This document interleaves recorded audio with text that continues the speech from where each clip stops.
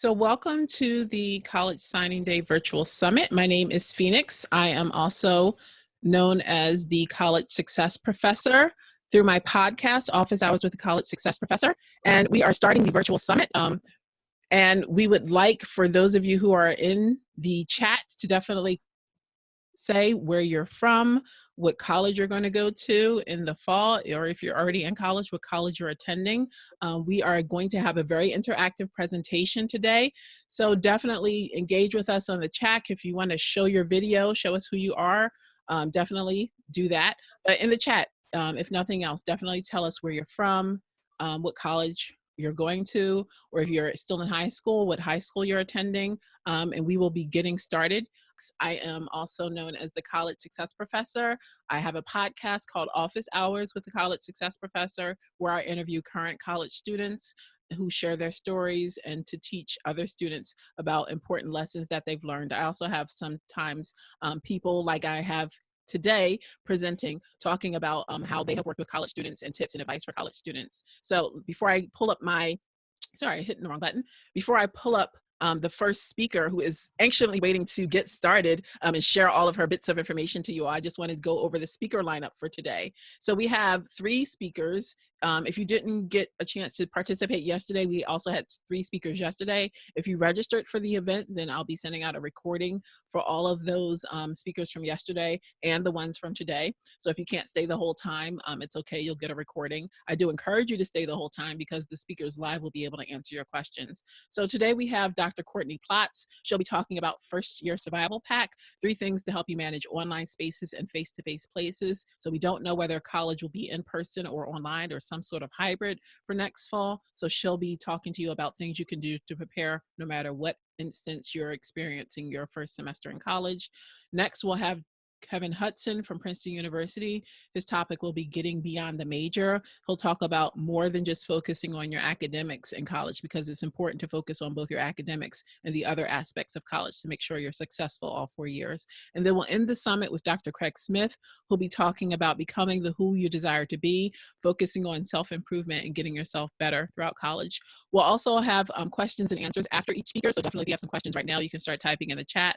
We'll also have a period after the last speaker to talk about questions and answers and what's next for us. So without any further ado, actually, I think I need to formally introduce Dr. Courtney Platts and also make her co-host in case she needs to share anything on her computer with you all. So welcome, Dr. Platts. Hey everybody, how are you? Hopefully everybody's good today. And Phoenix, thank you for having me and thank you for sharing that awesome video, because who doesn't want to see Michelle Obama? So at any time in your day. So that's a good thing. I just want to, again, say hello to everybody. Thanks for having me. And today, like Phoenix shared, I am going to be talking about kind of a survival pack for your first year. So a lot of times in your history of education, your last 12 years, you had to kind of prepare yourself. And so usually it's something like, okay, we get a list from the teacher and we go to the store and we buy pencils and paper, or maybe a teacher gives us those items so we can be successful. And so I want you just to do a little activity. If you can share your points in the chat, or you can just write them down, or you can just have them in your head. But the first thing that I want to do is tell you congratulations. And the second thing I want to do is ask you this question, which is, if you reflect back on the last 12 years, however long it took you to get to this point where you said, okay, I'm going to college, I'm doing it, I did it. I want you to reflect back, just take a minute and either write down or just text yourself or have it in your head or post in the chat if you're comfortable, the 3 things that got you to this point. What are those 3 things that you said, without these 3 things, I would not have gotten here? And it can be a person in your life. It can be, some people say things like grit or determination, but what are those 3 things? So just take a minute, think of those. It's going to be awkward for a minute because I'm going to be quiet so you guys can think. And whenever you're ready, if you can, just post in the chat that I have my 3 things. And you don't have to share your 3 things, but just let me know that you have your 3 things, okay? So go ahead, take a minute. What are those 3 things?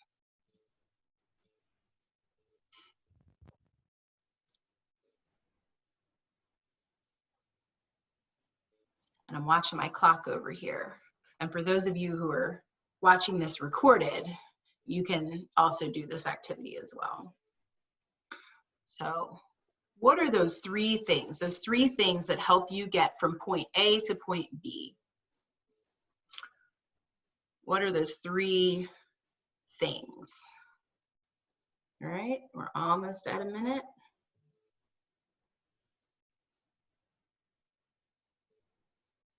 All right, our minute is up. So, do you guys have 3 things? Yes, no, maybe so.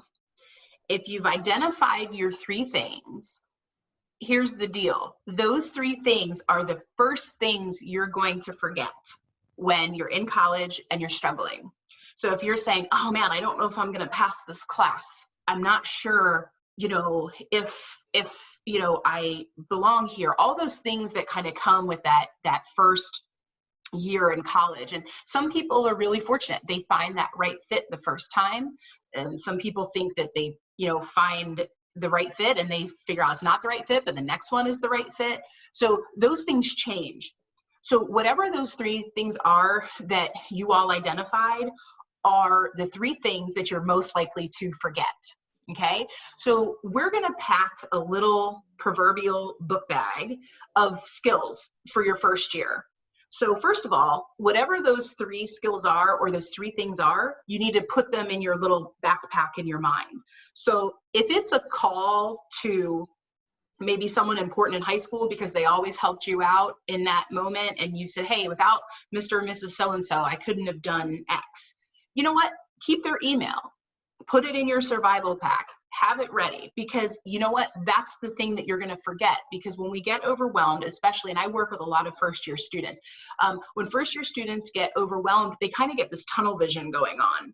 And by trade, I'm a psychologist, so that's kind of the perspective where I'm coming from. But when we look, and the best way that I can explain it to you is, right now, wherever you are, if you look around your room, you can kind of see everything that's going on. You see, oh, my bed's over there, the door's over here, or whatever the case may be. But when we're overwhelmed, especially for first-year students, we don't see the whole room anymore. What it looks like is almost like we're looking through a straw. So it's like that overwhelming feeling is very overwhelming. Therefore, I'm not seeing the big picture. So whatever those 3 things are that you have, you want to stick in that survival pack. So that's number 1. Just remember that, you know, people, you know, you tend to forget the important things. You tend to forget those people that you need, that were there for you, that, you know, that you want to reach out to. So that's one portion. So now we're going to look at 3 other things, okay? 3 other things that you can add. And again, we do this thing where our students, we say, okay, we're going to pack you up, we're going to send you to school, it's going to be great, but we forget about this kind of soft skills about sending our students, you know, when we send them. So some of the soft skills, again, just remembering, who is my support network? Who can I reach out to? And it doesn't, and for some students, you won't experience a struggle at all. You won't. You're going to get there and expect this giant, you know, internal struggle, whether it's missing home or, you know, making friends. And some people have an experience where they show up and it's amazing. And they're like, hey, not only have I used all my tools, but I've gotten all these other tools from all these other friends. So it's not always, you know, everyone has different experiences. So let's talk about the 3 things that I want to talk about today, which are, how do we navigate this new kind of, okay, so I'm online but I might be in person. You know, that can be super overwhelming, especially for students who, you know, are planners. Some students really are planners. So they say, you know, okay, so the summit is today, and, you know, at 1 o'clock this afternoon, this is what I'm doing. And then at 3:30, this is what I'm doing.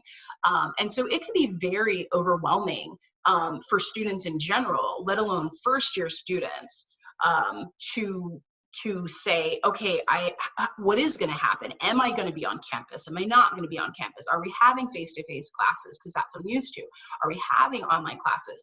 And if you guys don't mind me asking you, and you can take off your mic or just chat in the box, are you guys excited about the possibility of online? Are you thinking like, hey, no, I really want the face-to-face? Do you guys have any considerations about that? If you want to type it in the chat or just take your mic off. So maybe you guys are quiet. You guys are quiet. All right, well, I'll look for your chat just in case you chat.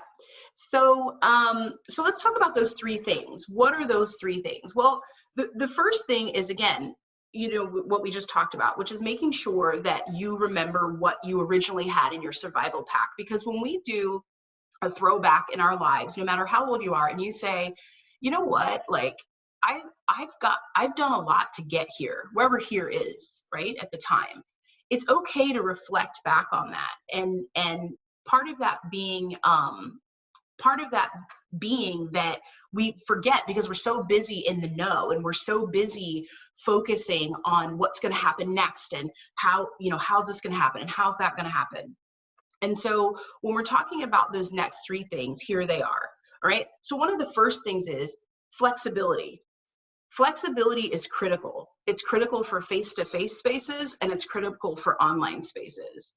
And when we don't have flexibility in our academic lives, we get tunnel vision. That's one of those things we were talking about earlier, where we kind of just hyper focus on one thing and we struggle to make choices in other areas. So, a lot of students are perfectionists, right? And perfectionism works very well in some aspects.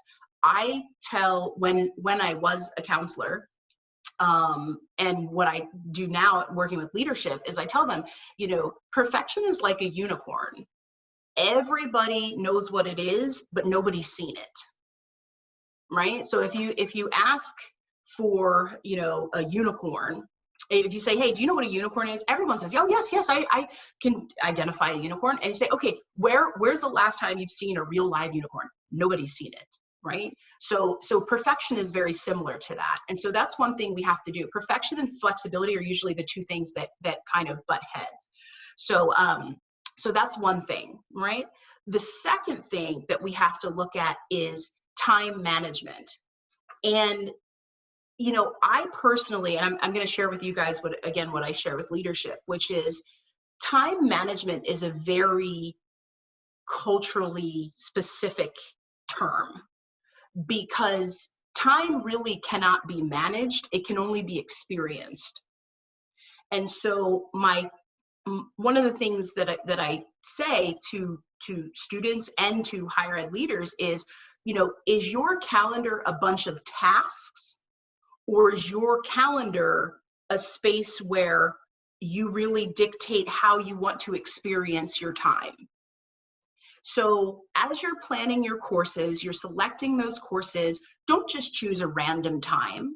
Choose the time that works for you. If you can at all, if you know that online learning is not something that is going to, that works for you, obviously that's not a choice you need to make unless it's a requirement of the college. So time management is really critical. And again, it's not the position of time management, it's more of time experience, because management, if you look at any historical structure of management, whether it's theoretical or application wise, to manage people, you have to know how many people you have, right? Good managers know how many people they have. They know how many people they need. None of us know how much time we have. So it's really imperative for students' well-being and for the people around students, really look at your calendar and say, okay, I am willing to, as you've already done, I'm willing to put in the hard work. I'm willing to focus on, meeting these tasks and reaching my goals. But the question is how was that done? Was that done in a state of panic? Was that done in a state of perfectionism? Or was it done saying, I am wanting to reach this goal, I'm able to reach this goal, I'm willing to reach this goal, but I can do this in a way that is going to support my own well-being? And that's a huge shift for a lot of people, because a lot of people like myself, and I don't know Phoenix, if you're like this, if you're task oriented, right? So having that task list, like I'm going to check this off, or I'm going to, get this completed. I'm the same way. I'm very task oriented.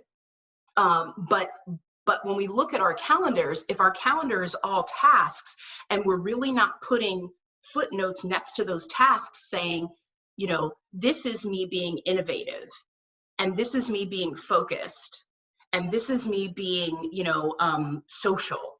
If we're not putting those concepts next to our time, it can really it really can alter how we're experiencing reaching our goals. And so that's a huge, huge shift. So I'm sorry, I love Kevin's picture. I just had to say that. I got stuck on Kevin's picture.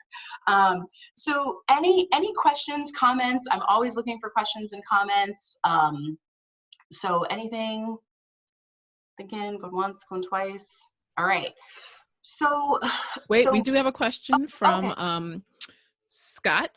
Is Sure. there a link that I can share with the kids that he mentors? So I guess this is a person who's working with students. So I think that's okay, good, Scott. And I think you mean for the summit. Sorry. Could you clarify, Scott? Are you talking about something that Dr. Platts was talking about specifically, or okay? Yes. The summit is live on Facebook. I'll put the link in the chat for the actual summit if you want to send that to your kids. Sorry about that, Courtney. No, you're fine. You're fine. That's why I just wanted to make sure. And so again, just to recap, because I know we're sharing links and stuff. So just to recap, so the first thing is, again, go back, look at your life. Who has been there? Who has helped you? And it can be outside people, but also I really encourage students, no matter what age you are, whether you're in 6th grade, like one of my favorite nephews, or whether you are in 12th grade, moving on to college, it's not always about the external people either. A lot of people have people who can help them, but it's what's inside you that gets you to that next place, right?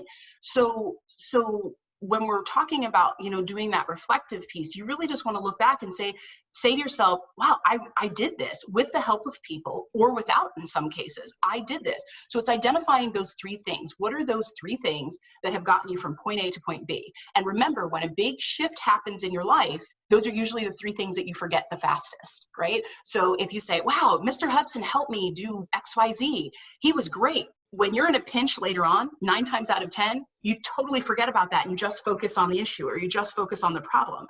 And that's why you really want to do these kind of activities and really go back and really look at who has been there, what skills do I have, how has that helped me get to the next level, right? Then we talked about flexibility, right? Making sure that we're flexible, and making sure that it's not just this one way and that we're able to be malleable. I think all of us have been tested in this way since this kind of strange time in history has occurred. Number 2, we were talking about just making sure that we're experiencing our time. I know from a lot of people we've heard that I've talked to as students, everybody before COVID, everybody was just busy. Right? I'm just busy. And no one could really explain what you were busy doing, right? So you want to make sure that, you're experiencing your time in a way that's valuable to you. All right. So those are our first 2. And number 3, when you're navigating the college space, you have to be open. You have to be open. And I say this because, and this is from my own experience, when I went to college the first time, I felt so out of place. And I felt like everyone was just looking at me, and I tricked my brain into believing all these things that just weren't true. And so part of being open to new experiences, and they've done research, and I know this is kind of boring, but it's really true. People who are open to new experiences live longer. So if you're open to meeting new people, experiencing new things, it will create longevity in your life. And one of the critical pieces of that, of longevity, again, is not only the openness, but it's really challenging the truth of your thoughts. And you say, well, Dr. C, I don't know what that means. Like, what are you saying? Well, what I'm saying is you're going to have some really different experiences coming up. right? The next 6 months. For those of you who are 6th, 7th, and 8th grade, you might be moving to a new high school or a junior high. For those of you who are in high school, you're moving to college. And so one of the critical things, sorry, that you can look at is really challenging how open you are to new things, and really saying to yourself, am I willing? Am I willing to try this out? Am I willing to do this? And the key to that, the key to knowing how open you are, is challenging your thoughts. So for instance, you're in a new space and you think, maybe your initial instinct is, oh, I don't like this, or people here don't like me. You really have to challenge that thought and say, how true is that? Is it really true that that these people who don't know anything about me don't like me? Or is that just me trying to protect myself and stay closed versus being open and saying, you know what? I don't know if these people like me or not, but I'm willing to explore it. And 9 times out of 10, what I've heard from second-year students is, oh, I have a best friend. We met during orientation. I thought that they did not like me.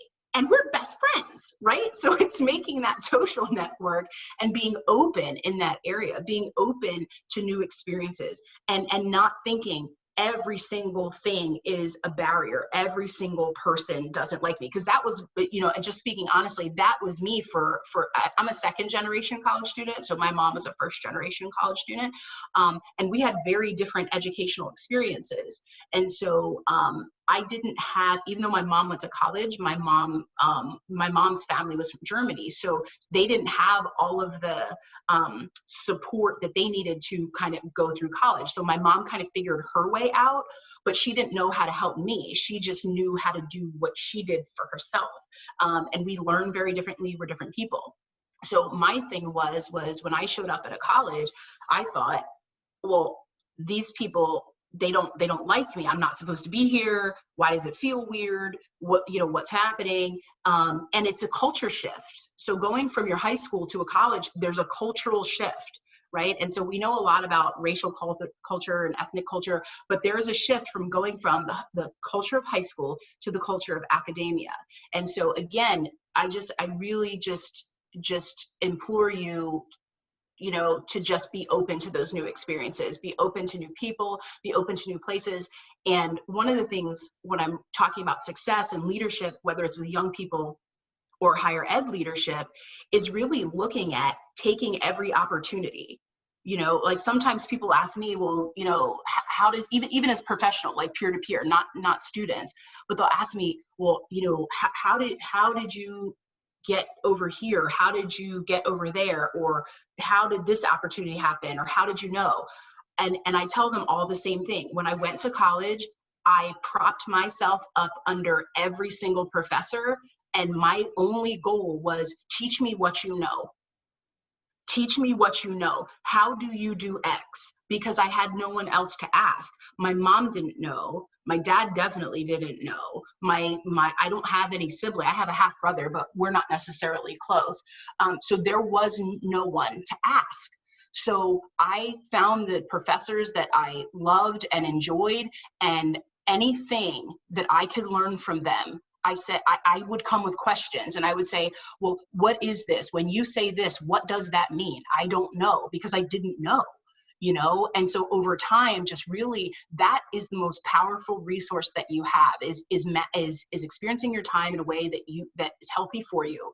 And it's really getting up under the professors and the researchers that are willing to support you. And there's nothing more that academic people love than people who are interested in what they're interested in, right? And so, just if and even if it's not, if it's someone that you feel that can pour into you, let them do it. But you kind of have to have a mindset of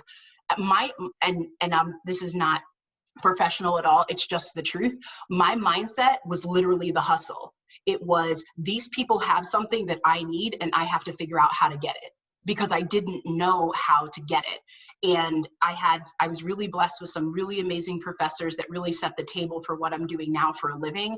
But that was my mindset. My mindset was, they have something that I need and I have to get it. How do I get it? And getting it was being in class, listening, doing the best that I could, even when I was really struggling, just trying to do the best that I could, and then really plugging in with those teachers and having questions and building those relationships. And historically, I was afraid of teachers because I had some really, really bad experience with teachers. But really seeing, oh, in college, it is different. These teachers, these professors operate differently, and I get that. And it could be really good for me. So I really hope that kind of blessed you, gave you some kind of takeaway points.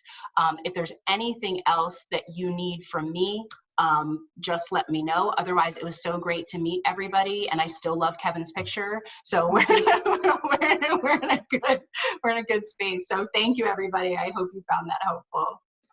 All right. Thank you so much, Dr. Platts. Yeah. That was fantastic. I think you dropped some real good information, some real personal, realistic information that students often don't get to hear from professors or from people in college about what the experience is really going to be like. So thank you again. I don't see any questions in the chat. So feel free to go ahead with your day. Dr. Platts, I did not read her bio, so sorry everyone, and sorry Dr. Platts. Dr. Platts is in Florida right now, so I'm sure she'll be enjoying the weather, if not via her porch. In my porch, COVID safe, COVID safe. All right, so thank you again, Dr. Platts. Thank you, and I'm so sorry. I was kind of all over the place. I was watching my screen. It just kept saying it was unstable on my side. So I was just like, oh, can they hear me? Can they hear me? You were fine. Yeah, you were fine. Perfect. There were some audio issues, like I think what's happening with me right now. My cell phone is too close. There were some audio issues, but I think all the information that you talked about was clear. Definitely type in the chat if you have any questions for Dr. Platts. If you have questions that you think about later, her contact information at Courtney Platts via, is that Twitter? I don't know. I told you, I pay people to do that. I don't know. All right. You have my email. Feel free to give out my email. Yeah. So thank you. All right. Thank you so much. If anyone wants to contact Dr. Platts, let me know via the chat or contact me via email, and I will send her your contact information. But without— Thank you, everybody. Yes. So nice to meet you. Oh, actually, I'm not. Am I showing? Could everyone in the chat confirm that I am, in fact, showing the next speaker's presentation? Okay, good. So you can unmute yourself, Dr. Hudson, and I will read your bio. So we have our next speaker talking about getting beyond the major, making the most out of college. Kevin Hudson joined Princeton as an assistant director for college opportunity in 2015. He collaborates with internal programs such as Prince Scholars Program and Scholars Institute of Fellows Program, and with partnerships with external organizations such as American Talent Initiative, Leadership Enterprise for Diverse America, and Matriculate to Advance effort. Additionally, Mr. Hudson manages outreach efforts to school districts, college access programs, professional and community-based organizations to demystify selective college admission and opportunity. He previously managed college career readiness district-wide at District of Columbia Public Schools and served as Director of College Admissions and Advising at New Jersey Nonprofit Board School Placement. So he began his career as an admission officer at Princeton University. And as a first-generation college student, he earned his bachelor's degree from Princeton University and his master's in education and higher education management from University of Pennsylvania. So without any further ado, I'd like to hand it over to I keep calling everyone doctor, Mr. Kevin Hudson. So thank you for joining us. Thank you very much. It's really a pleasure to be here. And I'm actually going to start off with a presentation. Thank you, Phoenix, for organizing this. It's an amazing event, and look forward to engaging the participants. Thank you so much. If it's okay, I'm just going to go ahead and share my screen. You should be able to. Okay.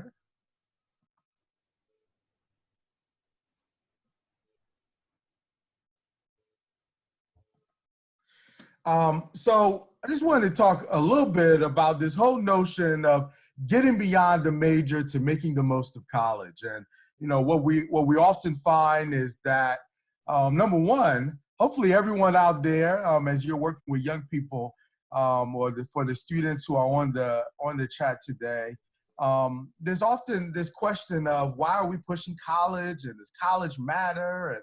And I believe it's important that we share data with students, not just tell them that college is important.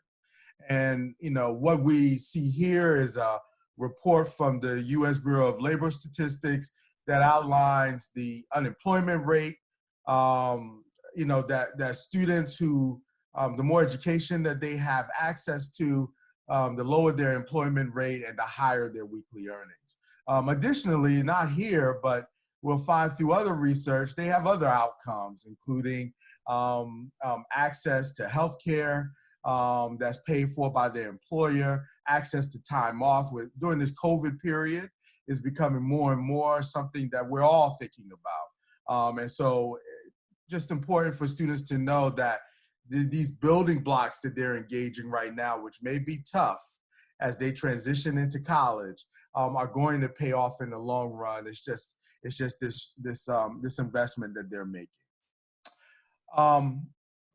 What I would like for students to start thinking about as they're transitioning to college, or if they're in high school, or if they're in college, or if they're transitioning to high school, is to, oftentimes when we talk about careers, we're just focused on what job am I going to get.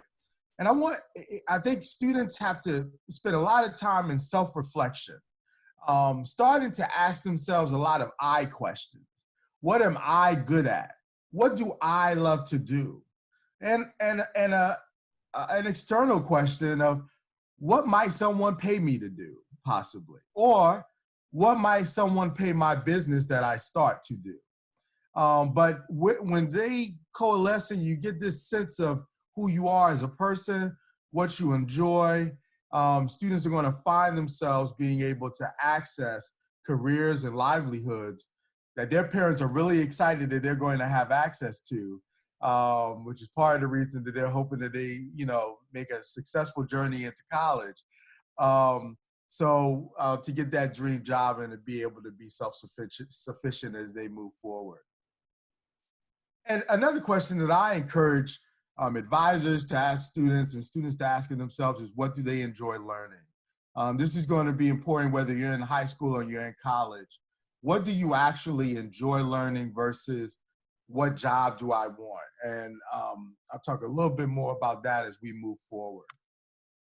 And so as students go through this process of thinking about the future, a lot of times when students would approach me at a college event or doing a presentation, they often inquire, they often will start with, I'm interested in this career, what major, and attach that to their major, right? I want this career, so I need this major, with the thought that that major is going to determine what careers they might be able to pursue.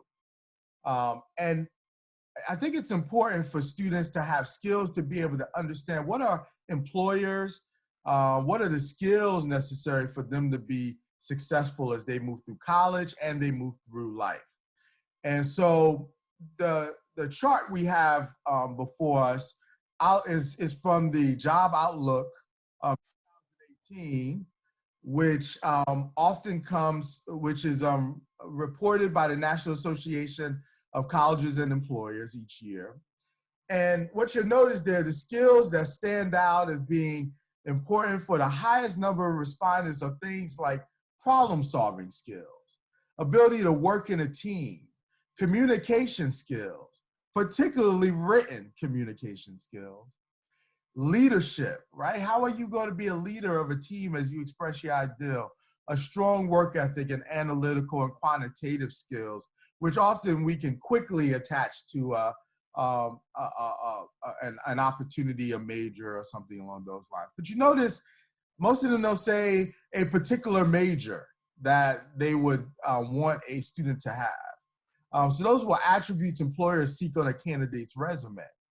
And as we move forward and look at the influence of different attributes in hiring, again, from the Job Outlook publication of 2018, on a 5-point scale where 1 is no influence at all and 5 is extreme influence, the top 2 items there is has a student completed an internship with an organization, has an internship experience in the industry that a student is particularly interested in pursuing. Major is there as a mix, but have they held a leadership position?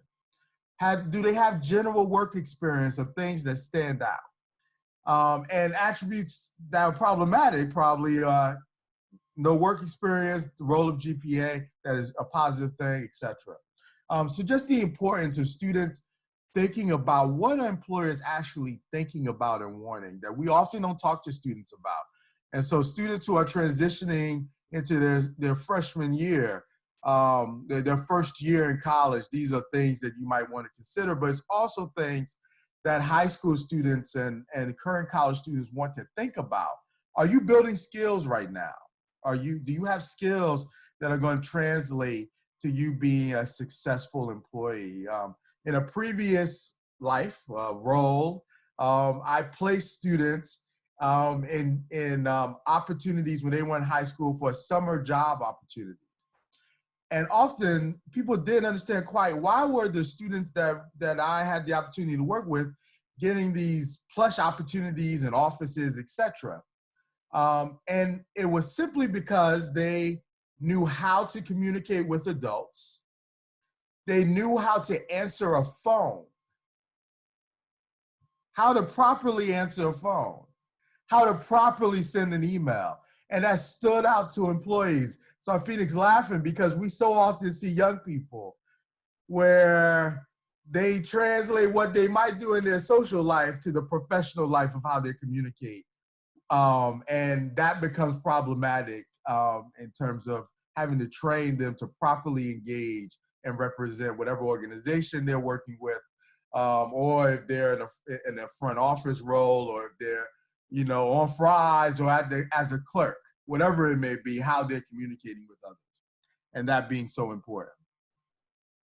So I thought I'll go through some keys that from a publication that I encourage everyone to think about giving to their young people, whether they're in high school, 8th grade. It can be translated for success in college, success in high school, or success in college.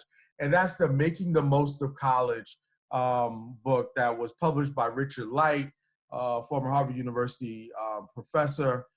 Students Speak Their Minds. Just some great keys there that really guide students on being successful. He interviewed a number of students, high achieving students around the country, college students, and then brought together some of their model practices that were common traits that allowed them to be successful. And I thought I'd talk a little bit about those. These are some of them, and I put there: the college starts now for high school students, the learning outside the classroom, believing in yourself, building relationships with faculty and administrators, getting out of one's comfort zone, and developing writing skills. And so how does that live for a student? Number one, learning outside the classroom and using summers, is really important that students, whether they're in high school or college, that they're seeking opportunities for academic enrichment by all means outside the classroom during the academic year and the summers where possible. But employment is an opportunity for you to build skills, volunteering, leadership, the family responsibilities you have. We talked about leadership as something that employers want and others value, and your extracurricular involvement are important. Earning that paycheck feels good, but it also can teach you a lot in the course of the work that you're doing. Students may want to consider, whether you're a high school or college, and those who are advising, if you have a particular career interest or an academic interest, look for the professional organizations aligned with that career or aligned with that course of study, and they often have a student section. In those student sections might be information about scholarships, about internships, about the requirements to be part of to join that profession in the future. And so that's research that students should be doing. Again, part of that self-reflection and external engagement. The Occupational Outlook Handbook from the Bureau of Labor Statistics, again, will provide additional information, salary information, as well as the range of academic pursuits that a student may pursue based on a particular range of academic or professional interests they have. And you have nonprofits and other organizations out there like MLT, Management Leadership for Tomorrow, that would match students with opportunities to intern, to get guidance and mentorship as well. On your own campuses, there might be a TRIO program. There might be an early learning opportunity as well. Believing in yourself and having a powerful friend group. You might often have your guardian or older sibling or family member saying, you want to keep away from that boy. He ain't, something ain't right, The reason they're telling you that is because, not everyone has your best interest at heart. Not everyone cares about your success. And so whether you're in college or you're in high school, making sure you engage with people who have similar goals as yourself, that they're driven, that they care about your success, that they challenge you. Not that it's easy peasy and they don't, how dare they don't question your judgments or at all. You want people who challenge you in your life, right? And so that's going to allow you to be the best that you can be. And people who are good people, by all means, who are good people. That's going to be important to you in your life. Building relationships with faculty and administrators, not just transactional relationships, but sharing your goals, your aspirations, so that and finding out from them how they achieve what they've achieved. You may learn something in the process. Whether you're in high school and getting to know an administrator or teacher, or you're in college and those students who are transitioning to college go to office hours. Many students don't go to office hours. That's vital opportunity for you to engage with professors, both about the working class and other things. And it might be virtual coming up, who knows, but it's going to be office hours, engage with them. You might be able to invite them for a meal in your dining hall or for tea or something along those lines. Have an opportunity to break bread with them, to talk with them casually about what their paths were like. Seek seminars and small classes and independent research was one of the tips that Richard Light has in his book that you should be thinking about, right? But seek support. There's disability support services. At college is very different from high school. High school is mandated. College, it may or may not be available in a different type of way, but you have to seek those opportunities. And whatever your challenge may be, there is no stigma to you going and seeking that support. The stigma is when you don't. The top students in a college go for extra help and assistance that they may need.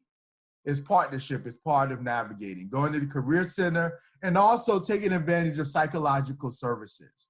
Whatever they may be, if you feel like you need someone, talk with them.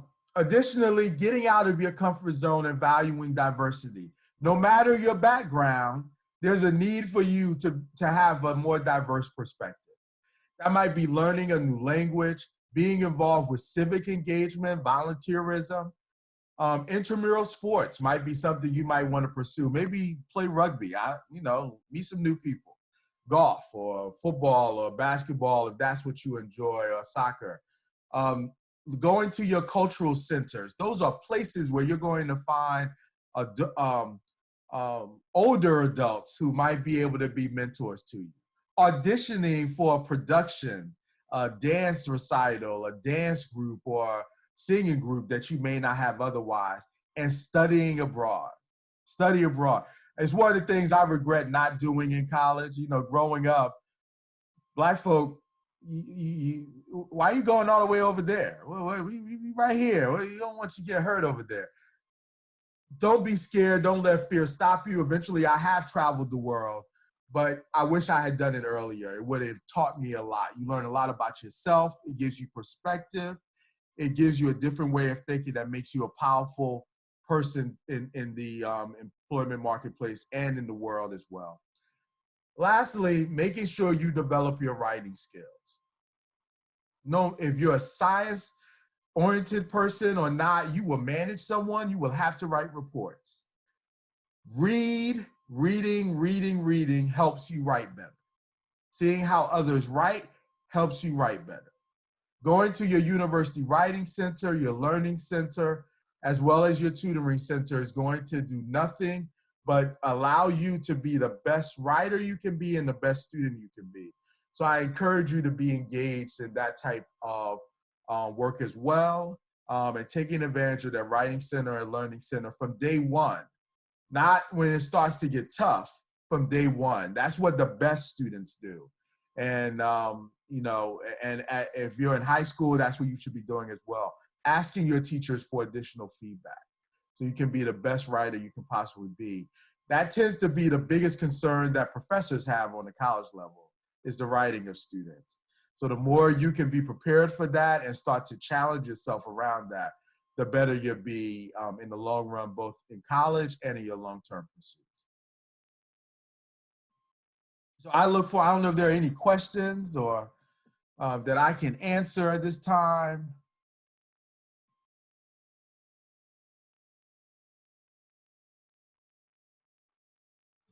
I don't see anything in the chat. Okay. I guess I'll continue a little bit. You let me know when it's time to transition. Okay, I will.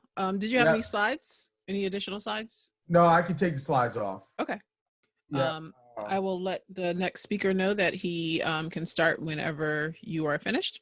Yep. And so, so whenever you're ready. So, I'm just texting him now. Okay, great. So just talking with everyone about all of the opportunities available to you. For those who are working with high school students, often I would talk about access to college in my presentations. And as I talked about students not being scared or to pursue a range of different options and study abroad, additionally, students not allowing their fear to stop them from pursuing a range of colleges and universities.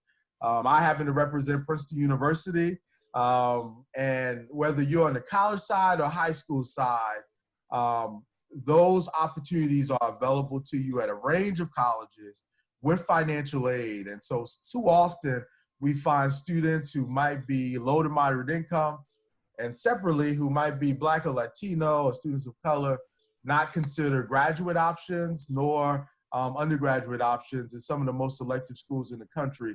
And I encourage you all to think about those options. There's a great resource that kind of brings together a lot of what those range of options are, called American Talent Initiative, ATI.org, that I encourage you to research and learn more about.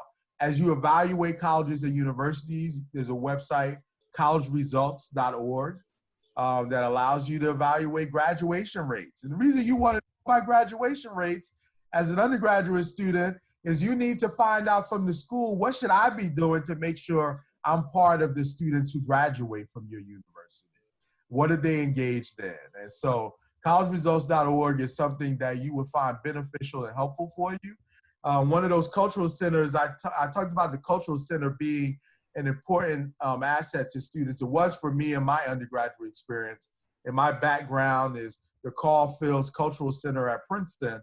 Getting to the executive director at that center meant so much to me in terms of helping me think about who I was as a young person, as a man, navigating college life as a first-gen student in a predominantly white and wealthy institution.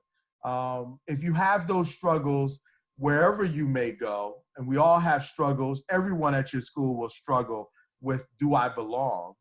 Know that everyone's struggling with that, and don't doubt yourself. Know that, by all means, if you have those struggles, make sure you're going for additional assistance. but know that you are able and capable, and hopefully your family's supporting you in that you're able and capable. But I'm going to throw a little salt out here. Sometimes there might be some family out there that you're working with that love you, but they're scared. And when they see you struggle, they may say, baby, you know what? Just come on back. Just come on back.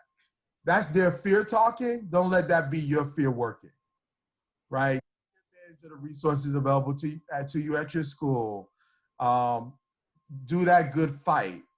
And know that there's support available to you, resources available to you. And if there is a time that you may have to make a transition, you'll make that transition.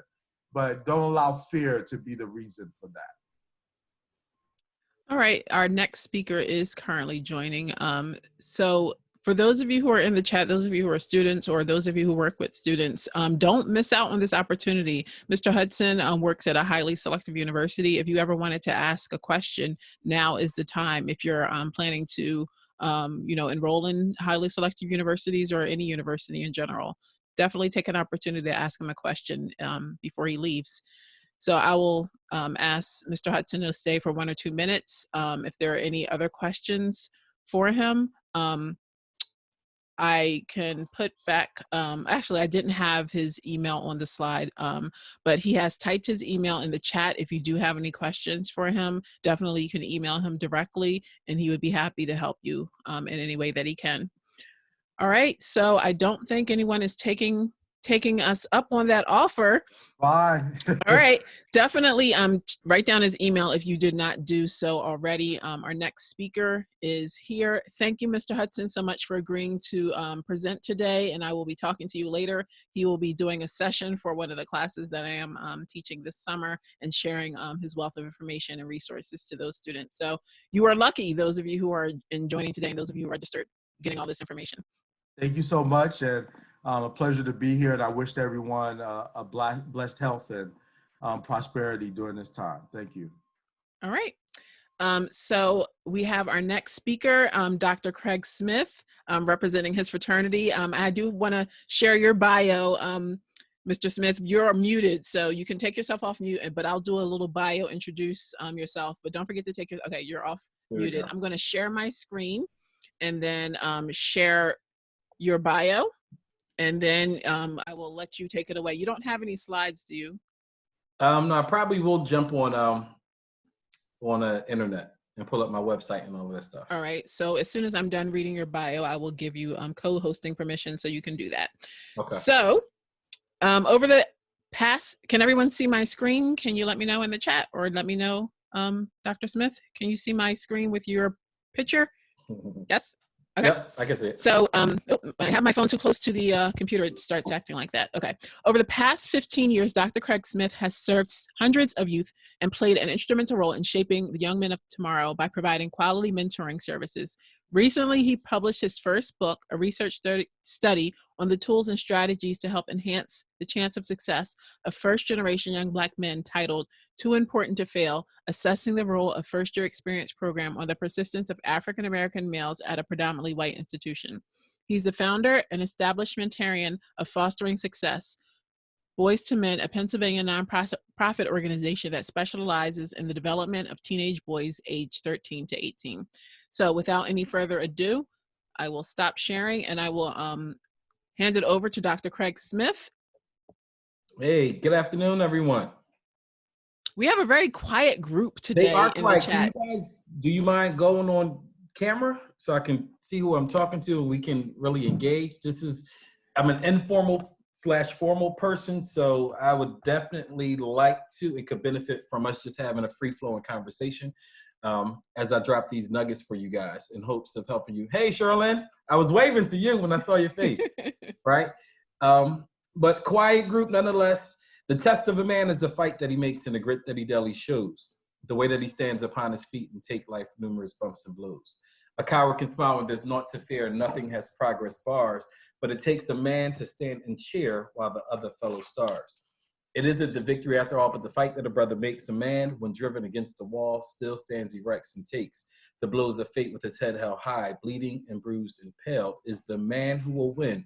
Fate defied, for he isn't afraid to fail. The test of a man. So again, good afternoon, you guys. I am Dr. Craig, as my students call me. So you guys can call me Dr. C, Dr. Craig, or Dr. Smith.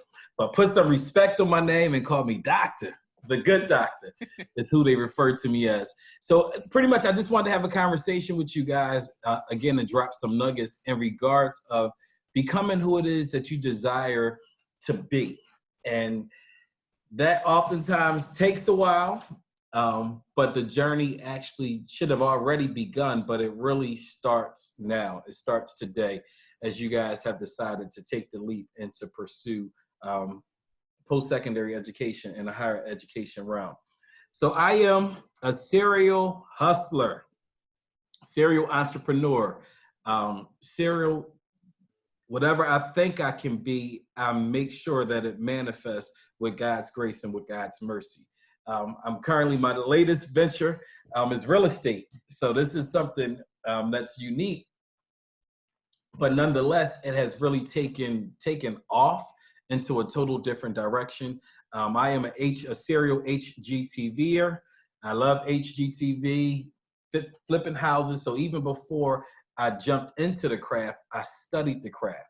And every lane that I actually operate in and operate in efficiently, professionally, I have studied those lanes. So my day job and my doctor hat, I serve as the director of student support programs at Montgomery County Community College. So I oversee all of anything that's non-academic that could serve as a barrier to students being successful in a college setting. It falls underneath of my umbrella. So it's the Act 101 program, our Minority Student Mentoring Initiative, our KEYS program, our Upward Bound program, our Gateway to College program.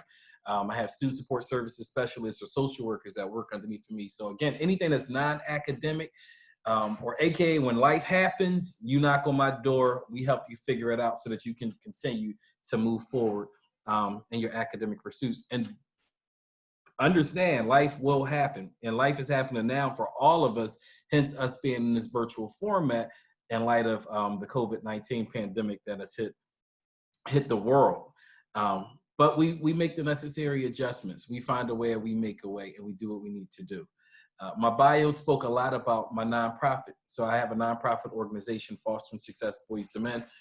We educate, we mentor, we empower Black and brown boys in and out of foster care. And it's interesting because as I was a foster care parent, and I had some young men who ended up aging out, turned 18 and kind of transitioned on, I realized that there's a huge population of aged out of foster care youth who end up being homeless. So my walk into real estate initially started with my interest in creating an independent living housing opportunity for young men and women who age out of foster care. So that's kind of how I got started in that realm. But then I realized, hey, I learned a lot. And this is intellectual property.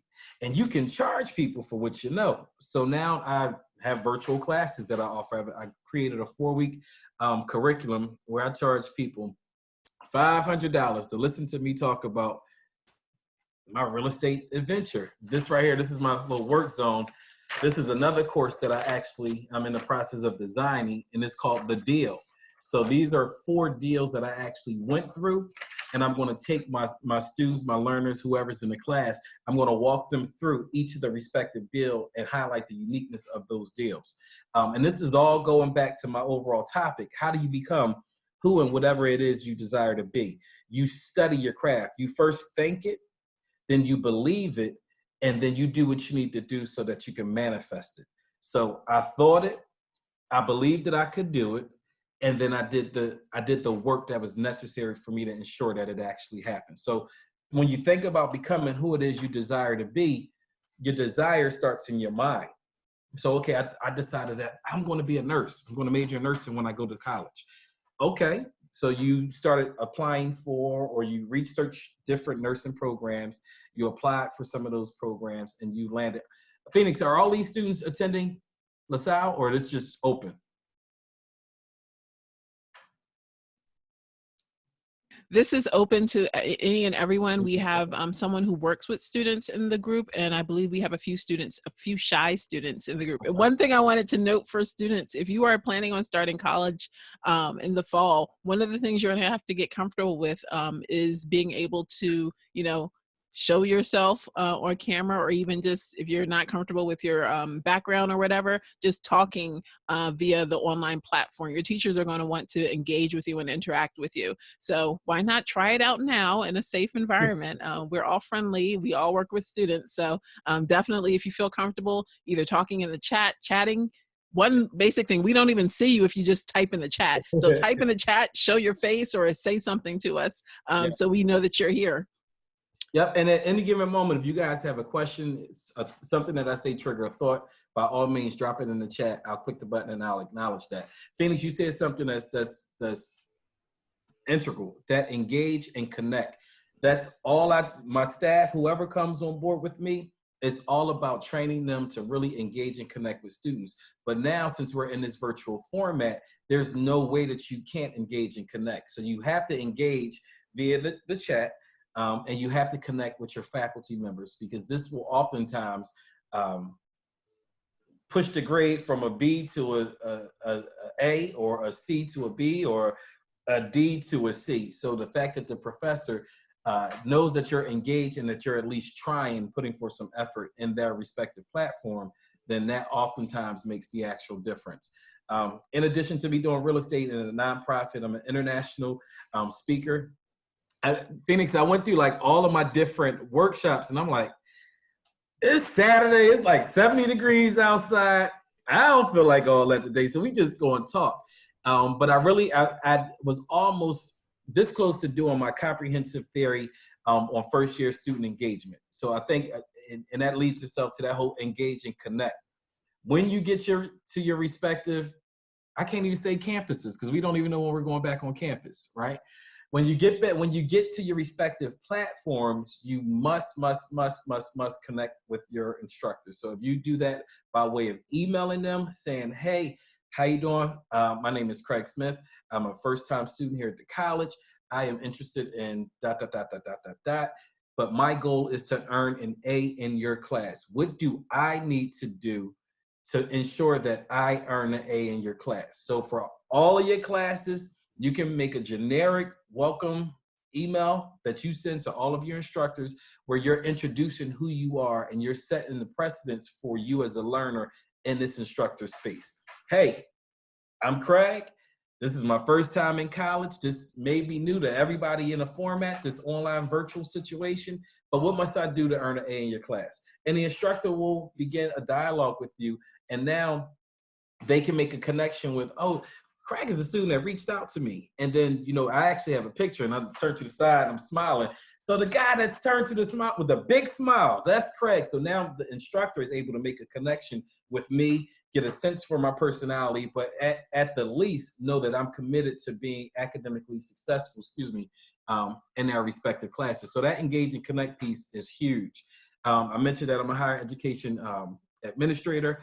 I work on the executive leadership team in higher education. So I don't dress like this when I normally go to work. Otherwise, we're doing a step up and go to college experience. Any chance I get to talk to college-bound students, I always like to leverage the platform and make note of my fraternal organization, because a lot of who I matured into during my time in undergrad at Millersville University was because of the work that I did while as a part of this organization. So whether you pledge a fraternity or sorority, getting connected and getting busy and joining an organization or a club is very important to helping you fine tune, which at this juncture, everyone should master, time management.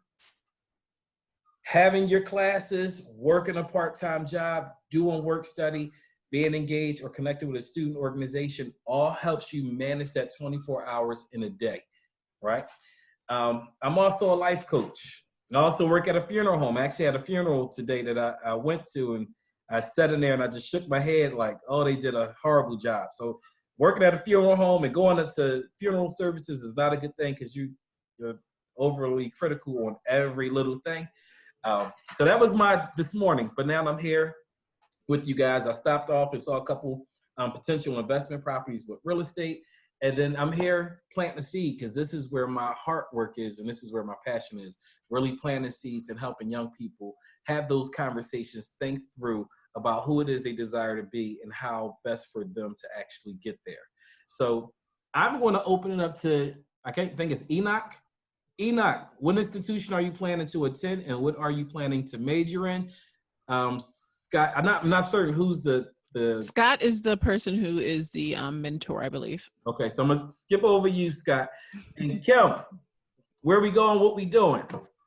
Type it in the chat or you can you can do your audio and let's have a conversation because I wanna make sure that this is meaningful to you because our group is so small. Hello. Thank you for joining us. Thank you.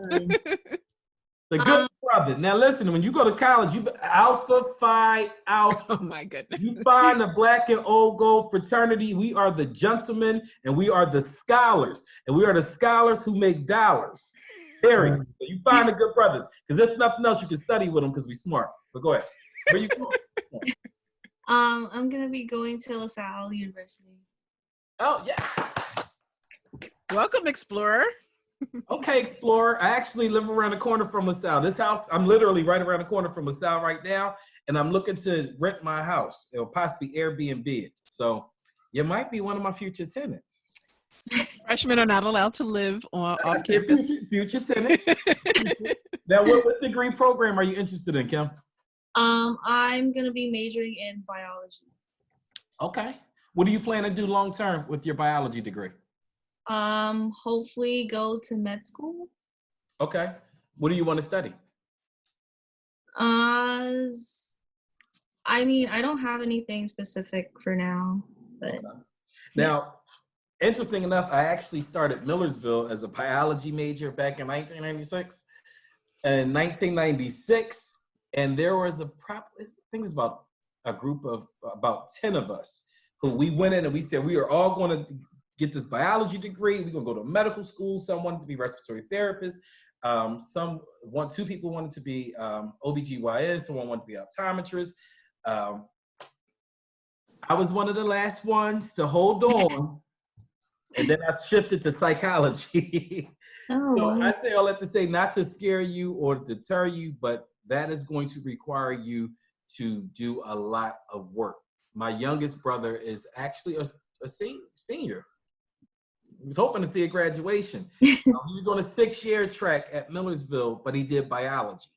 And he stuck with it. My other brother graduated, I think in 2014, 2015 from Millersville. He originally started in chemistry because he wanted to do architectural engineer, but then he ended up shifting and kind of made some modifications and ended up with an applied engineering degree. The sciences are going to require you to be very, very, very committed and very dedicated to becoming that which you desire to be. So like I told my youngest brother, listen, we can plan out your schedule. And it ended up taking him, I planned him out on a 5-year track. He's an overachiever. So he took another year to redo classes that he earned a C in because now he decided now he wants to be a pharmacist. Originally, he wanted to go to medical school, then he wanted to be a PA, and he kind of bounced around. But he stuck with it and saw through. So I'm actually pleased and satisfied, but he couldn't pledge the fraternity. He had no time to do anything but live in a library and study. And one of the conversations I had with him early on, I asked the question, what kind of man do you want to be? And what type of lifestyle do you want to live? Mm-hmm. And as you figure out what that looks like, let that be your motivation to walk past the gymnasium, to go and play some basketball, and to walk to that library and study. So because in the end of the day, your lifestyle will be whatever it is you desire for it to be because you put in the work. So he's finally graduating. We're a little disappointed that it won't be an actual graduation, but nonetheless, he was able to do what he wanted to do. And he's on track to becoming whatever it is he desired to be. So for you, these two individuals, Miss Sherilyn and what do they call you, Miss Frazier or Miss Phoenix? What do they call you? Miss Phoenix. All right, Miss Phoenix are your point person. So when I talked about that, engage and connect, you find them. Before you get off this call today, get their email information, email them so that you're on their radar. They are your hub of help. Life is going to happen. So the same way that I do and what I do at my job, they're your individual, your friendly faces that's going to help you navigate this thing called life, and navigate it at LaSalle specifically. Do you have any questions, Kim? How do you pronounce your first name? Vushlang. Vushlang. Oh, I would have got that right too. I didn't want to. Yeah. Vushlang. Welcome, Kim. Welcome. Well, welcome. And actually, I just put my email to you, Vushling, in the chat. The student who is about to graduate, but she'll be working in our office this summer, was a biology major. So definitely reach out to me. She would be more than happy to talk to you via Zoom or anything. Any questions about majoring in biology? I know she spent a large majority of her daily schedule studying and or working in our office as a tutor. So if in fact you are successful and continue with that major, you definitely could have a campus job in my office. So make that connect, like even attending this session right here, you may have made a connection. You possibly could have a job for the future. You can talk to an upperclassman who has been successful. She's going to Rutgers next year, the student that I'm talking about. And she worked all 4 years in my office as a front desk receptionist, as a SI leader, and as a tutor. So just attending this session, you've made a fantastic connection. So that's one tip for those of you who are watching on the replay. And now I guess we're going to move on to Enoch. Enoch, what's good with you? I'm good. How are you? Awesome and amazing. Good. Where you going and what you doing? I'm going to IUP on the. But there's alphas at IUP and they're actually pretty cool dudes, so that's okay. Okay. As long as you say it's okay, then I believe it's okay. So we have, I'm going to IUP on the pre-law track. I just don't know if I'm going to do philosophy or economics yet. After listening to Dr. Platts. Do economics. Economics, you think? Yes. You could do both. You can do, if you have to pick a track, I would do economics, because if you go to salary.com and look up economists and see how much they make versus philosophers, because you want to be a professor. No, right. You want to graduate, make some money so that you can keep going and do what you need to do. As a professional advisor on the call, let me add that philosophy is not just going to be focused on being a philosopher. You could have some other career paths. But if you don't really know what you're going to major in, then I would just explore both opportunities, because perhaps you've never taken a class before. So you want to actually experience the class, experience the curriculum, talk to the professors within the curriculum, and actually ask them those questions. So, your major doesn't determine what career you're going to take, but it's important to major in something that's engaging and something that you enjoy.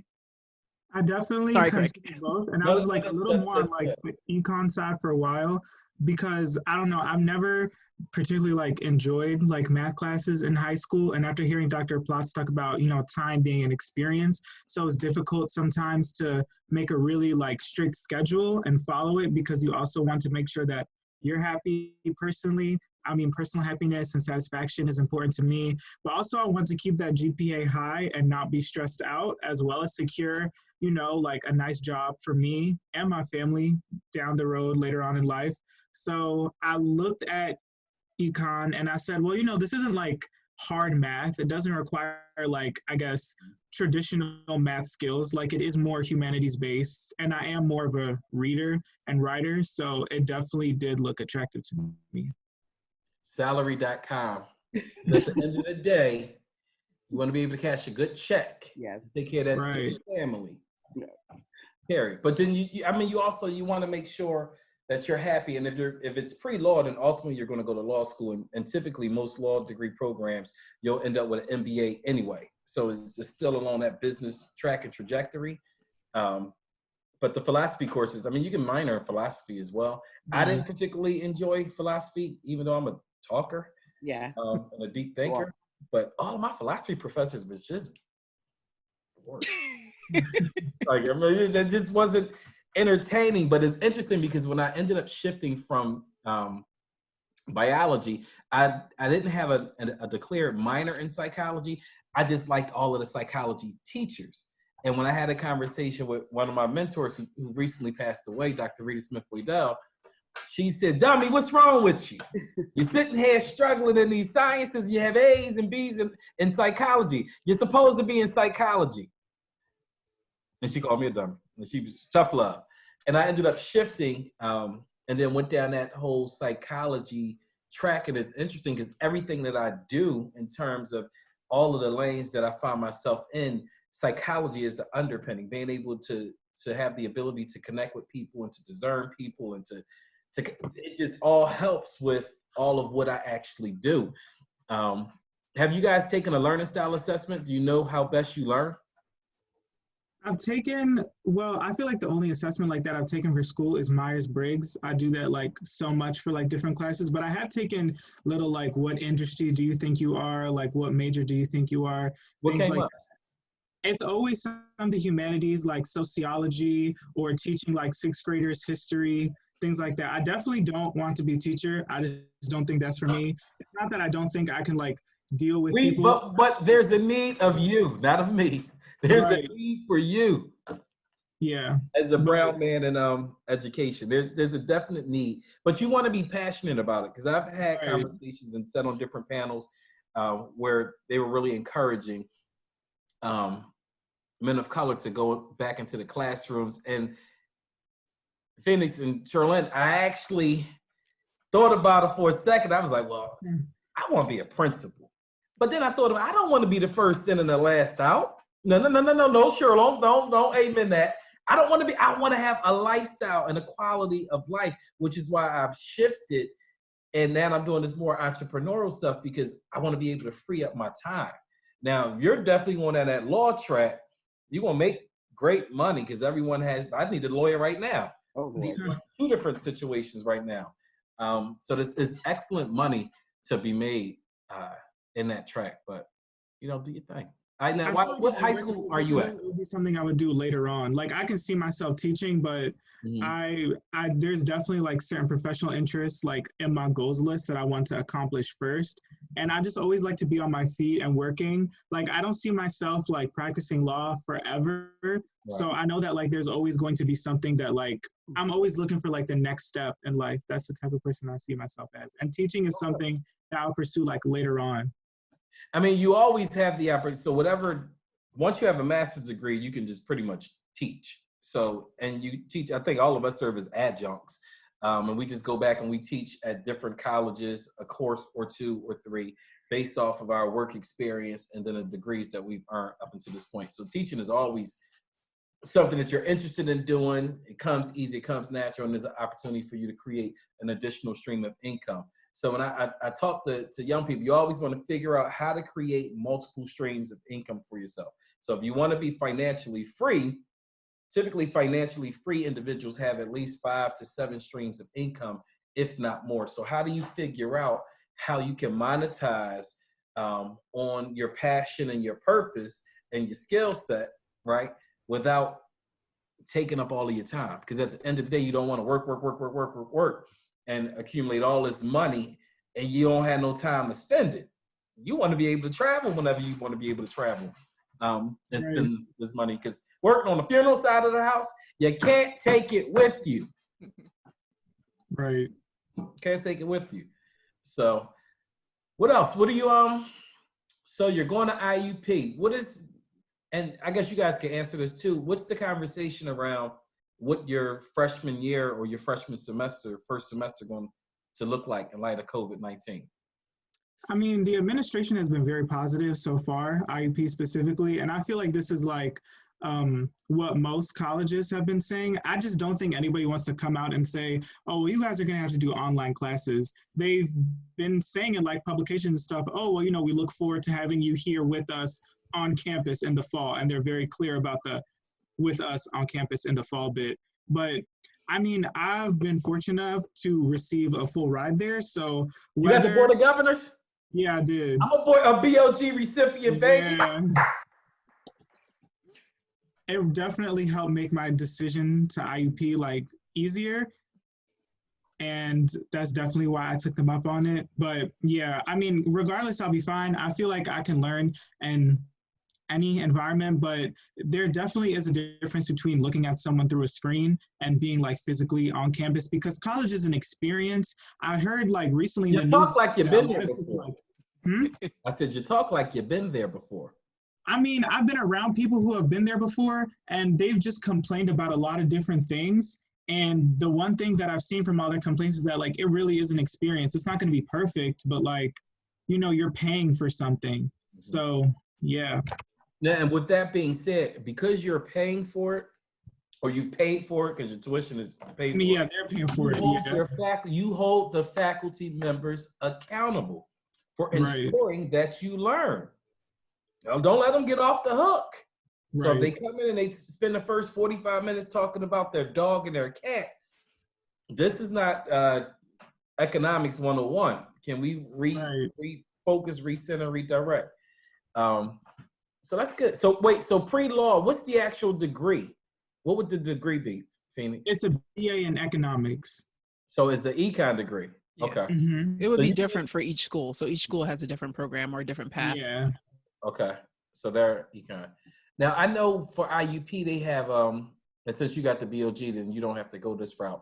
They have like a different starter campus for like I think it's the Punxsutawney campus or something. Oh, yeah, they have, I think, North Point and then that one as well. They have two like different starter campuses. But yeah, like you said before that, I went to an instant decision day where I met my admissions counselor, and that's when I got BOG on that day. So you got a BOG on the spot?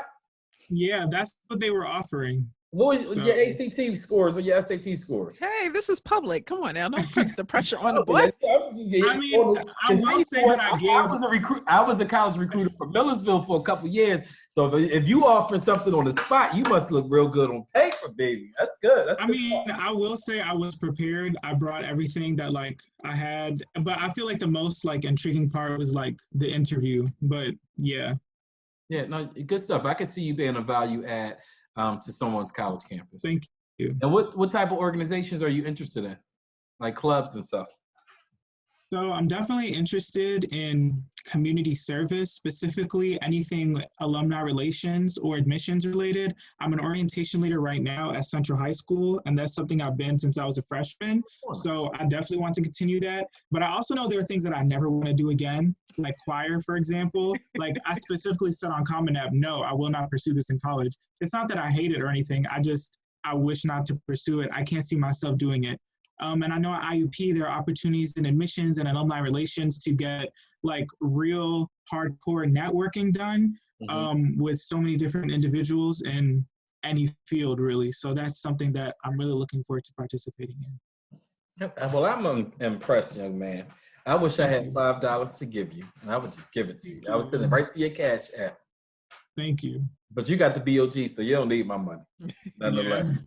So, I mean, I won't turn anything down, but yeah. Do you have any questions for me in regards to my experiences, my life works and happenings, or just anything in terms of my research around my dissertation topic was called Too Important to Fail, Assessing the Role of a First-Year Experience Program on the Persistence of African-American Males at a Predominantly White Institution. So I think my glasses are clear enough. You are an African-American male, and you are attending a predominantly white institution. Yes. So questions, comments, concerns, thoughts?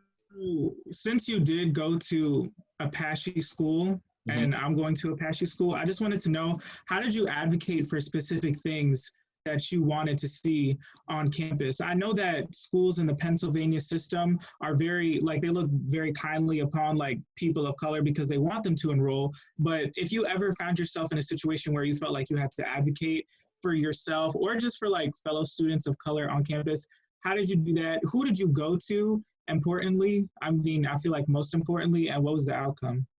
I went to the top. Bottom line is production. You find a way, you make a way, right? Communication is key. Like, it's one of the things that you said during undergrad. I was an RA. I was orientation leader. I was RA orientation leader. We had this project help group where it was all about community service. I was on a gospel choir. I pledged to fraternity. So I did pretty much all of the stuff that actually put me out in front of students and then the faculty and staff. So what ended up happening, I graduated from the institution. I was able to get a graduate assistantship. So I started a master's degree in clinical psychology at Millersville. So I was about a year in, and interesting enough, a year into that program, I was in a student center, and the then director of admissions approached me like, hey, what are you doing? I didn't know. It was an older black guy. We would see him on campus because he was always clean and just smooth and just sharp. He had the cleanest, dopest Lexus. His hair was always slick. And we just admired him secretly from afar. Didn't have enough sense to kind of approach him and say, hey, how you doing? Introduce yourself. But he was watching me as well, right? And he approached me and offered me an opportunity to serve as the assistant director of admissions at Millersville University. So I was 22, 23 years old. And the director offered me this opportunity to come on board and to be a college administrator. So the fact that I did all of this work and I was engaged and I was in the faculty and administrators, the front of their mind, because they saw me all the time and I was nothing but positive, peaceful, and I was productive. So there were times and moments where there was some racial tension on campus and things of that sort. At that time, we had a social equity office, and Patricia Hudson Shelton, she ran that department, and she was all about empowering the students because oftentimes our agenda was her agenda anyway. And she gave us the platform to self-express because the things that, well, she said the things too. That she just said what she wanted to say and did what she wanted to do. And awesome mentor, but she gave us that platform to self-express. And she taught us one way of how to operate and to finesse situations and to be graceful in spaces.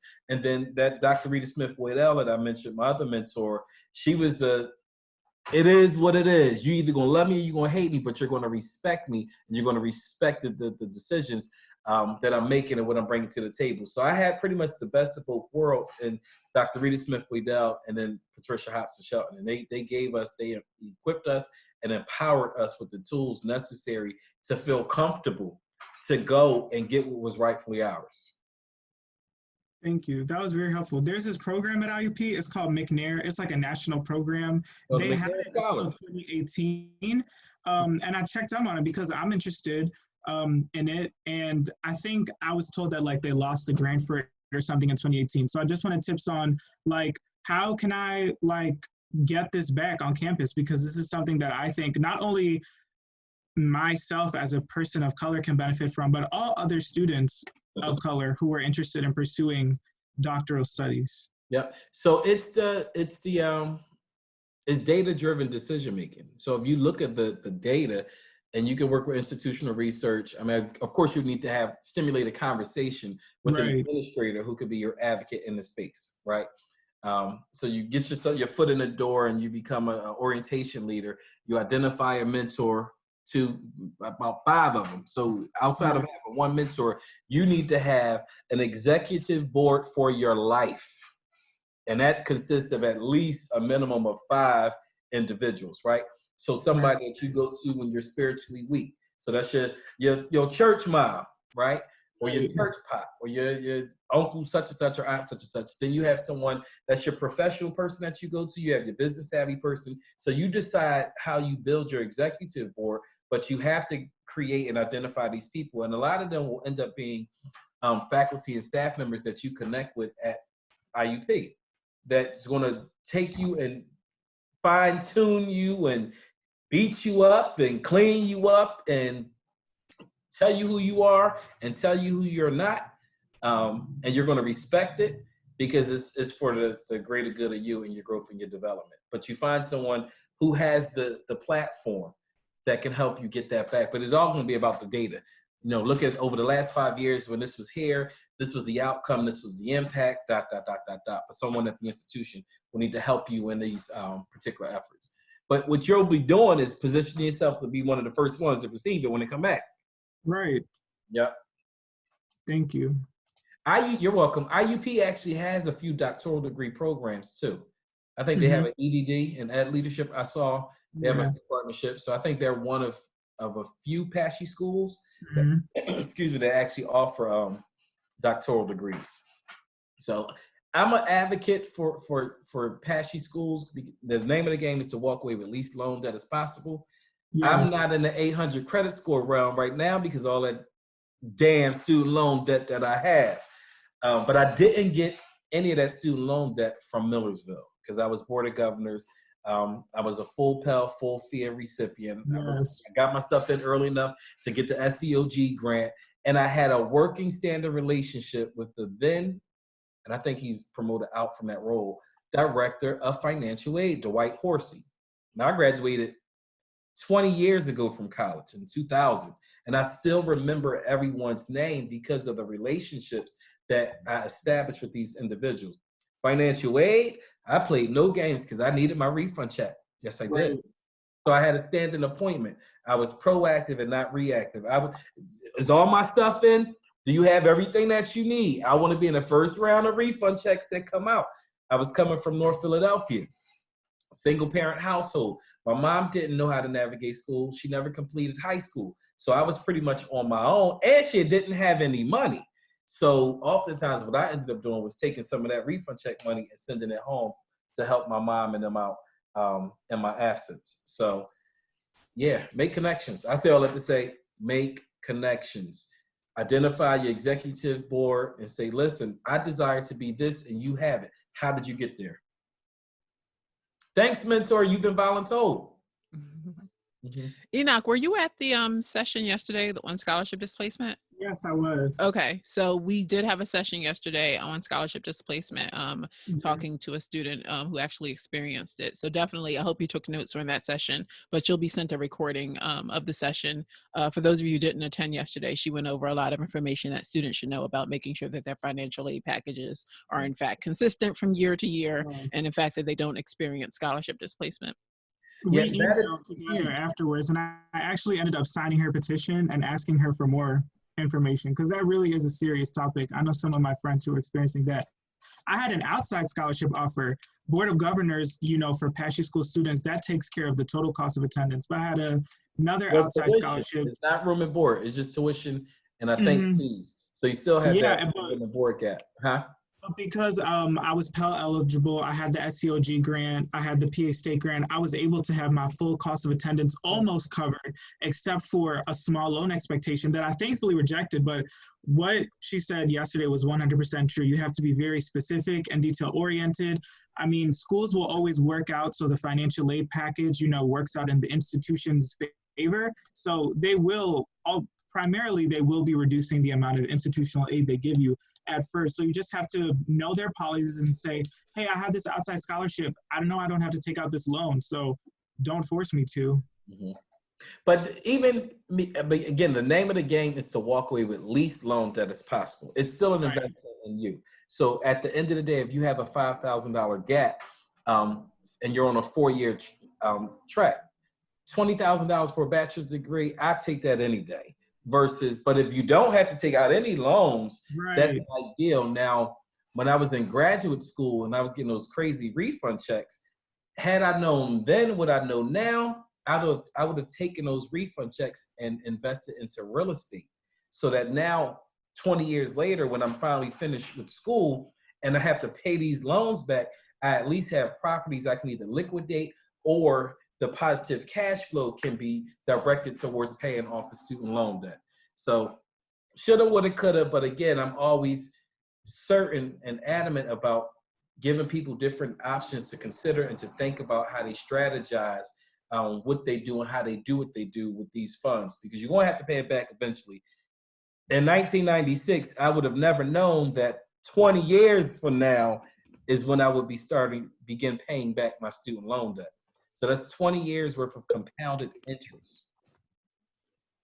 But yeah, hopefully one of these new presidents will do something about loan forgiveness, but I'm certainly not going to go 20 years back, so I'm not going to benefit from it anyway. So, Sally Mae, Fannie Mae, Uncle Mac, whoever they are, they get their $338 every month. Yes, they do. And not the $2,300. That first bill payment, I opened that envelope and they said $2,300 payment a month. I called my friend, the student loan doctor. Sonia, help. What can we do? Because that's more than all of my bills, including the 3 mortgages I pay. And we did what we needed to do. Yeah, we did. So that's all I have for you guys. Follow me on Instagram. I'll put my Instagram information up here so we can keep up, because once you see the alphas and you're impressed by the alphas, you want, reach out to me and say, what do I say to these people? How do I connect with them? Can you be my sponsor? I am financial. I'm not a life member, but I am financial, and I still stay connected to the organization. I still represent. I was able to get one of my brothers in. Hopefully my other brother ends up going graduate chapter, but I'm an adamant believer that it was. No pressure, Enoch. No pressure. Oh, it's pressure. But it is. You don't want to do anything else. Don't make the wrong decision. He has always been like this, FYI. I met Craig before he was Dr. Smith. I don't know what year it was. We at Mansion, right? We were at Strawberry Mansion together. You were working for the school district, and I was working for the college access program.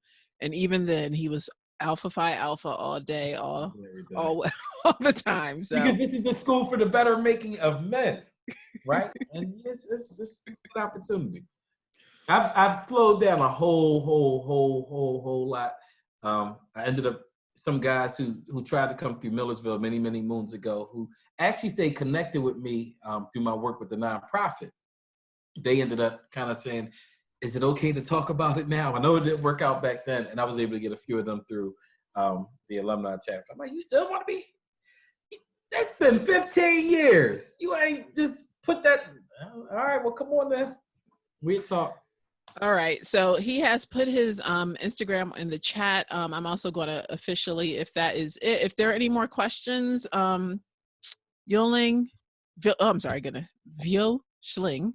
If you have any questions, type it in the chat. We're going to officially end the summit. I do have a few last words.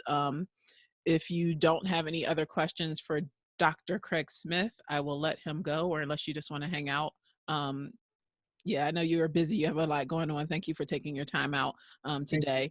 I'm just going to take about maybe 3 more minutes just talking about what the next steps are for those of you who attended the summit. Thank you all for attending the summit. I don't know, Sherilyn, will you get off of mute? I can't hear you. I'm on the gram. I just followed. Okay, yes, follow Dr. Smith on the gram, and connect with us. Ms. Kim, if you're going to LaSalle, definitely connect with us. I can't wait for you to talk to the student who I want to connect you with, who's in your major. But let me just share my screen and we will end it. All right, so I just wanted to say thank you all for joining us today. For those of you who participated in the summit on both days, I hope you got a lot of value, a lot of information. If you did, if you could type value in the chat. If you would like additional summits on different topics, I don't know, I may put another one together. This was spur of the moment for College Signing Day to celebrate those of you who are graduating from college who didn't get a chance to do the prom, didn't get a chance to do the face-to-face bit of help, or what I could to help make your college transition from high school better than it could be. So like I said, you will be sent a recording if you registered for this event. And if you are here, you likely registered for the event. So I'll be working on getting all of that edited and sent out. So look out for another email from me, the same email that you got to register or to get the link to join the event will be the same email that I'll use to send out that event. I'm also thinking of doing a group, a Facebook group for students to connect online, because if we are going to be, not face-to-face on campuses next fall, then I think it's important for us to have a supportive community of other students that we can engage with, and perhaps we can do these summits, or I could answer questions, or I could bring in guest speakers on various topics that we can just engage and talk about our problems, get advice, like I believe Enoch and Ms. Kim did today. So that is it. Again, thank you for joining me. Definitely reach out to any of the speakers today. If you have questions that come up afterwards, definitely share on social media if you participated. And again, I hope to do this again in the future. So definitely stay connected with me. So thank you all for all of your time. And thank you all for getting on camera. Thank you for participating. So that is it.